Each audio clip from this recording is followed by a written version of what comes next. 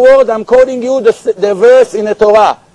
So what God told us is real opinion. My opinion is to serve my purpose. My purpose is that my children will follow my ways. As many places in the Torah it says, I wish that the Jews will be faithful and follow my laws.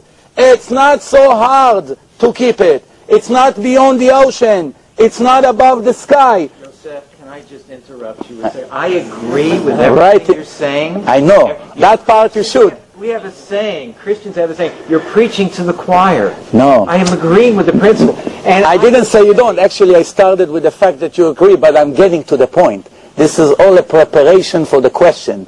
And I told you in advance that it's going to be long, so you cut me in the middle. And I told you that I'm going to give you as long as you need to respond to what I say. Even longer than mine. You're asleep by then. No, they're not. They're used to me already. Every average lecture of mine is 3 hours and up. So, yeah, even though sometimes they force me out by 10 o'clock, but that's okay. Now, I mean, I'm going to make it a little bit shorter. So the point that I'm trying to make is like this. God already told us that when He gives religion, He is not interested to give it to a person in a secret. It's going to defeat the purpose, not help the purpose. When Moses asked him, nobody believe in me, he said, I'm going to speak to you in front of them because I want them to believe in you. What makes us think that God changed His mind? God is not me and you that change the mind every 2 minutes. He already told us the way He's interested to give religion.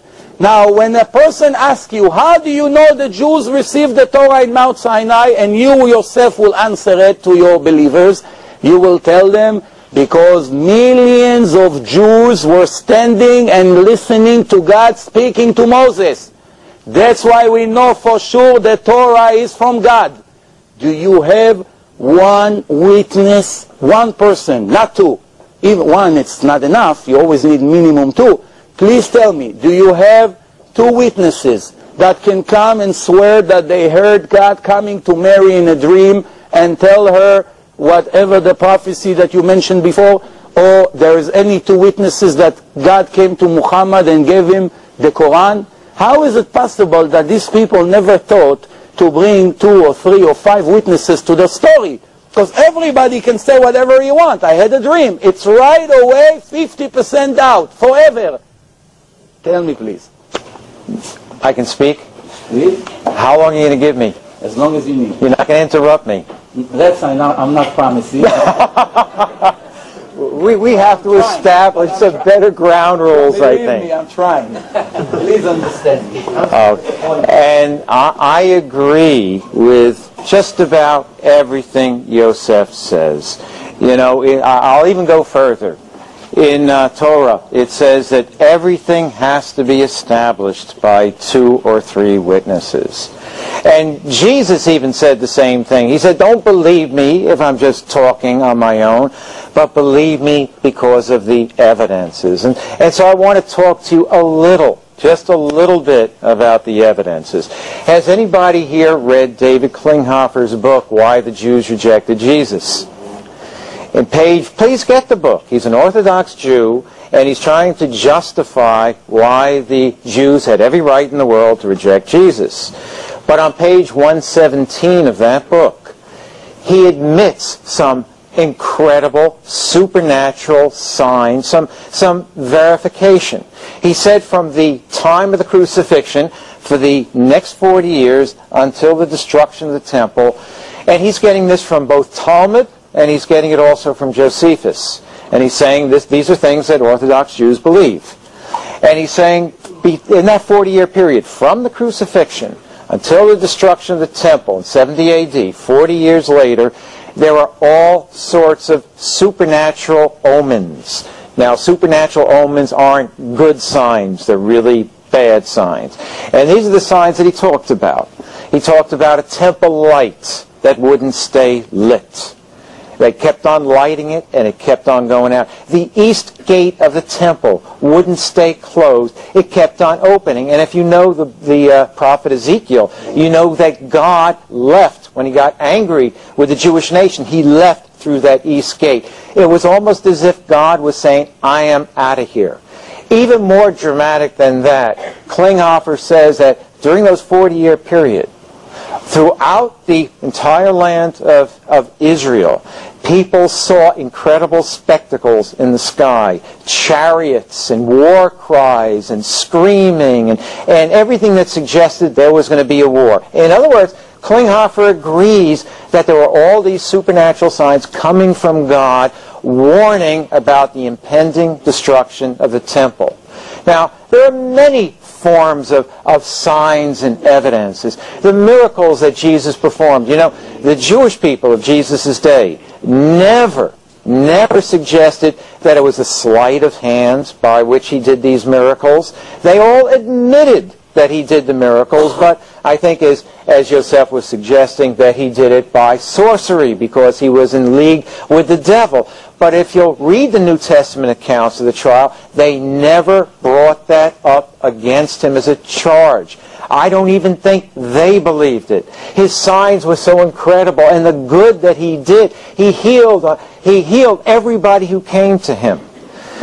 He fed miraculously thousands of people on several occasions. He raised the dead.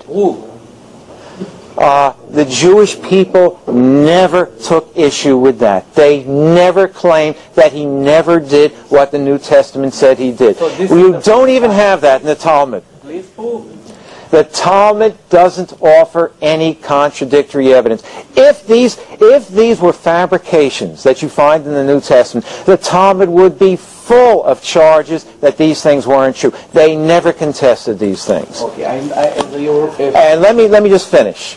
The very fact that the writers of the New Testament died martyrs' deaths, proclaiming to the end that what the things that they had written about was true, demonstrated that they didn't have any political motivation for getting together and lying about stealing Jesus' body away or these various miracles. In fact, when you read the New Testament accounts, I hope you will because it's very interesting. In fact, it's very much like Tanakh, because in Tanakh you read about Abraham, Isaac, and Jacob, and it lets all the ugly things about them hang out. When you read in the New Testament, you read about the disciples of Jesus. They were all meatheads. They were all foolish. They didn't even understand Jesus. But what that does is establish their authenticity. If they were willing to humble themselves so much in their own writing to show what jerks they were, it means that what they were about and what they wrote wasn't about trying to build themselves up. by the way, you just answered one of my questions. Good, finally. And I tell you what, I'll be so happy. because I tell you know what? I got you something. I got something in here. Make sure our guests sleep in but I think what you just said. The point I wanted to present to you is that the reason that the Old Testament is full of so many mistakes and so many contradictions. Some of them The Old Testament? The New Testament is full of so many contradictions and so many mistakes is because the followers of Jesus, as you just said, were complete ignorant Jews. And he described his students who do not know alphabet.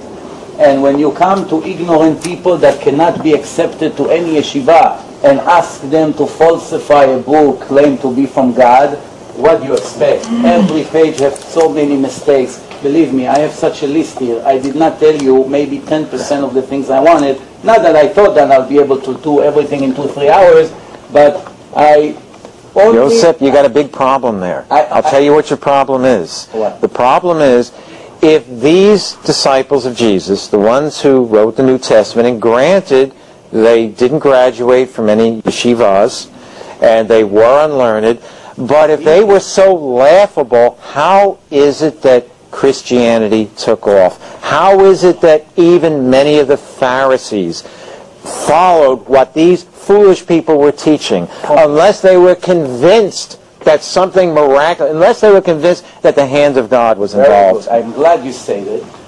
And from your words, I'm going to prove to you that Judaism is the only valid religion. From what you just said. When I come to a crowd and I try to convince them to be my students, and I start to gathering all the homeless people of the street, as he did, as you know, those ignorant that do not know anything anyway, and gather them to be his students and have himself a cult. When I come and this is my goal, what kind of religion are designed to these people? An easy religion to practice that everybody will jump and say, hey, we're with you, 100%, everything is allowed. Or I will design a religion that is so complicated, so difficult to keep. What will be an easier job for me? To come and tell them, for instance, one of the times the student told him, you told us that we're not allowed to violate any rules of the Torah. So how come you eat bread without washing your hands, without netilat yadayim? They asked him, those ignorant challenged him. So he said, he started to curse the rabbis.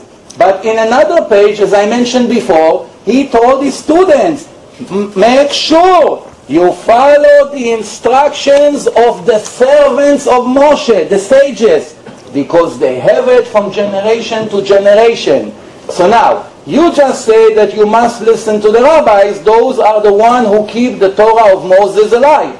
And when the student asks you why you yourself don't listen to them, he started to curse them. Or when he told them that they're not allowed to violate the rules of the Sabbath, the next day student came and they wanted to cut wheat on the Sabbath, and he started to see that they're getting angry at him. So he told them, I allow you today to cut weeds. Why?